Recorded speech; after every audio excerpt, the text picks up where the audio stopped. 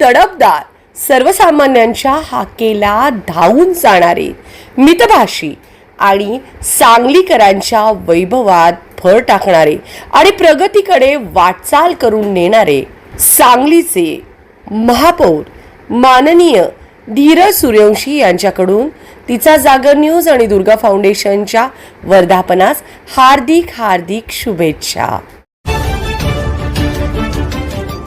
ताज्या बातम्यांसाठी पाहत रहा तिचा जागर न्यूज. राज्याच्या राजकारणातली सर्वात मोठी बातमी समोर आली आहे.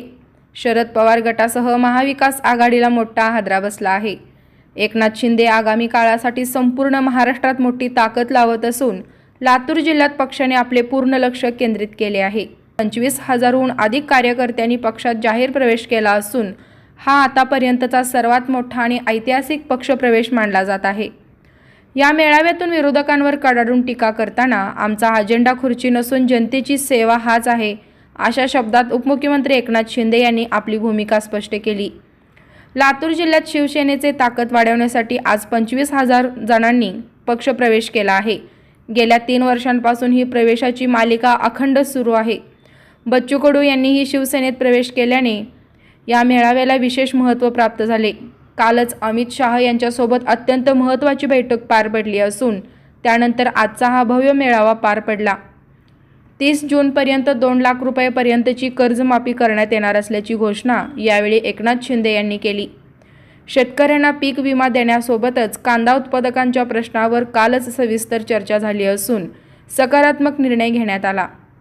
हा पक्षप्रवेश केवळ राजकीय नसून मराठवाड्याच्या कपाळावरील दुष्काळाचा शब्द कायमचा पुसून टाकण्यासाठी उचललेले पाऊल आहे असा विश्वास एकनाथ शिंदे यांनी व्यक्त केला आहे. मेळाव्यात बोलताना एकनाथ शिंदे यांच्या भाषणातील डायलॉग आणि आक्रमक पवित्र्याने कार्यकर्त्यांमध्ये प्रचंड उत्साह निर्माण केला. ते म्हणाले, विरोधकांच्या डोळ्यात जर कचरा गेला असेल तर त्यांनी अहमदपूरमध्ये येऊन हा जनसागर पाहावा. ही लोक कोणत्याही लालसेने नव्हे तर शिवसेनेच्या प्रेमापोटी गोळा झाली आहेत. मराठवाडा असो की संपूर्ण महाराष्ट्र आज सर्वत्र शिवसेनेला भरभरून प्रेम मिळत आहे.